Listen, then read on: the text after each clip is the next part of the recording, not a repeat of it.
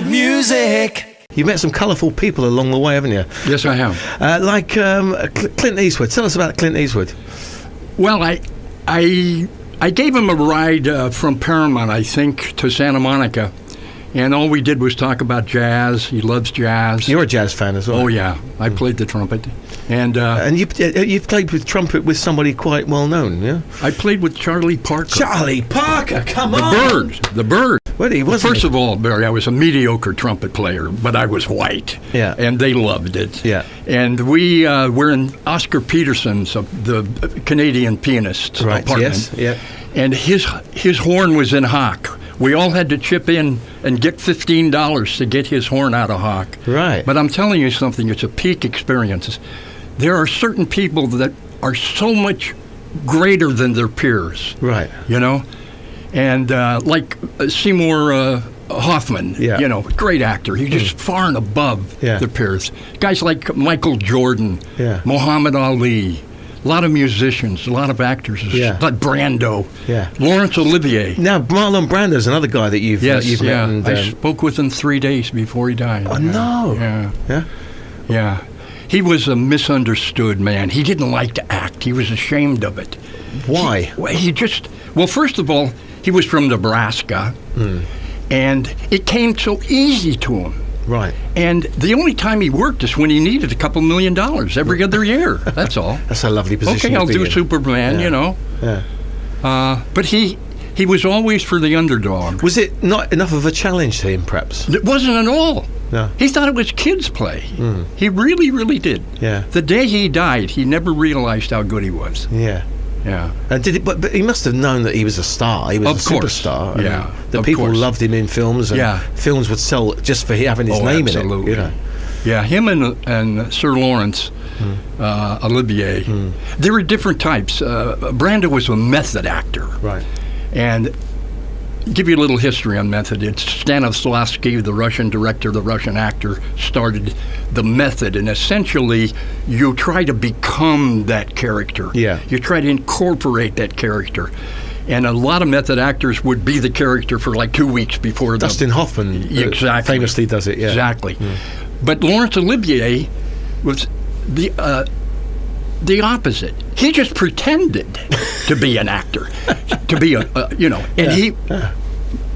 But to me, they're still the two greatest actors that I've ever seen in my life. Right. Yeah. Yeah.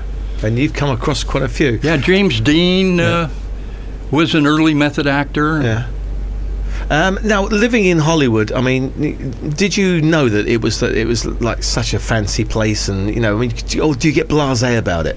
I sort of was blasé because my mother was an actress, and I had Tyrone Power over at the house, Franchot Tone.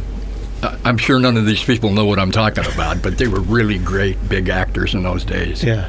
Yeah. And it was on a day-to-day basis. It was just your friends. Yeah, every day. Yeah. And did that help you get parts in films? And yes and no, but you think I'm arrogant now. You should have seen me back then. Oh, my God. You know, Hopper told the head of Columbia Studios to go F himself. Right. Okay? Yeah. And the guy made the famous statement, "You'll never work in this town again." Well, 2 weeks later, he had a job. Yeah. When I said that to a director, 2 years took me to get a job. You were blacklisted. Yeah. You only had to keep changing your name. That's no wonder. Yeah, absolutely. Did you have to change your appearance as well? I did. Because they'd recognise you. Yeah, they did. Yeah. What would you say is that the best film that you've been in, or the most interesting film to be in, or the one that you're most happy with? Wagon Train, I think, was a TV Wagon Train! Yeah. There you go, you see. Yeah. These are great cowboy films, aren't they? I was trying to remember. Frank McGrath was the cook in that. Right. And he was a stuntman. Right. Remember in the old cowboy movies when they shot people, they're shooting people and the horse fell down? Yes. He controlled every horse that fell down in Hollywood. Wow. And so when they needed a fall-down horse, you went to Frank. Yeah. And he was a lovely guy. We used to bet horses together, go to the racetrack at Santa Anita. And then he introduced me to Henry Fonda to play a card game, poker. I was a terrible poker player.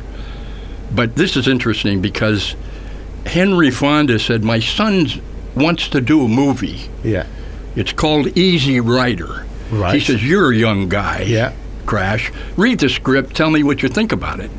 And I read the script. The next Thursday we were playing, and I said, I'll tell you something. I wouldn't put a dime in this thing. Who wants to watch a couple of guys drive around America in the motorcycle? It's an iconic film. Yeah, I know. Is there anybody you keep in touch with? Brando was the last. And this is a funny thing. People don't believe this, but he could eat a gallon of ice cream. Not a half gallon, not a quart, Yeah. but a gallon. A gallon is this big. No wonder he blew up. Oh, yeah. Yeah. Some people have an addictive personality. I haven't had a drink of alcohol since I was 33 years old. I wouldn't have lived another year or two. Yeah. But because I have an addictive personality. I guess too. in the 60s and the 70s, drugs and drink were so prevalent. Yeah, I joke, but it's partially true. I spent 90% of my money on drugs, alcohol, women, and racehorses. The other 10% I wasted. Yes, that's a famous one. That's a good one. Come on, get up, get out, and start grooving. Juggling around to the sound of music. Would you like to go back to those days?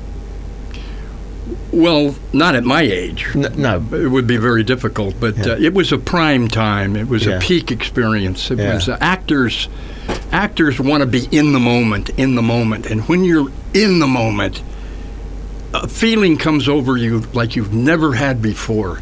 Like when Laurence Olivier did Hamlet, and Roddy McDowall followed him and said, "It's the greatest thing I've ever seen." Yeah. And he was crying.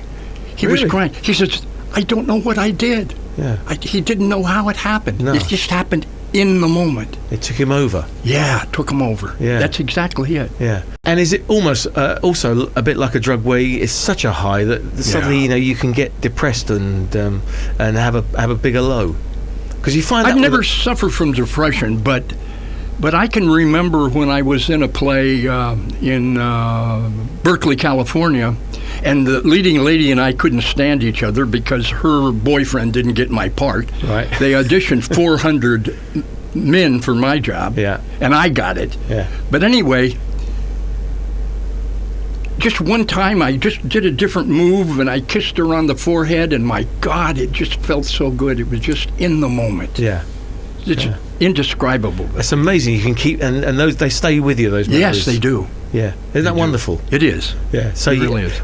Would you say you've really had a wonderful life? Oh yeah, and very lucky. Yeah. Very, very, very lucky. But you create your own luck, don't you? Really? Yeah. Well, you put yourself. When I was in the racehorse business, I used to put myself in a position where luck would happen. Yeah. Okay. Yeah. But my racehorse business is another story. Yeah. But you have worked a lot with horses, haven't you? Oh yes, I have. And it's been a passion of your life. Oh, absolutely. Since I was 14 years old, two jockeys moved in across the street from us. Yeah. And the wives had fox tails hanging down here and the fox head on their sweaters and everything, and they drove Cadillacs. Yeah. And they took me to the track. Yeah. And I was hooked. Yeah. I was hooked. It was like high society, wasn't it? Exactly. Yeah. Exactly. I had 165 thoroughbreds at one time. Wow. On the ranch, yeah. Wow, massive. I'm sure that that was an amazing thing to get up for in the morning, a reason to get up in the morning if you really loved the horses and loved working with them. We had hundreds of foals born at that ranch, and the help was told to wake me up every time one was born.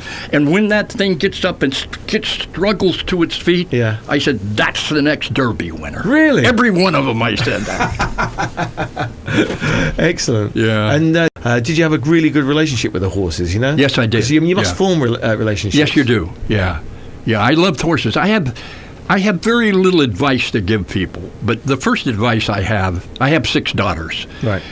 My first advice is send your children to the best school you can afford. The other one is teach them how to ride. It delays the boys by about 2 years.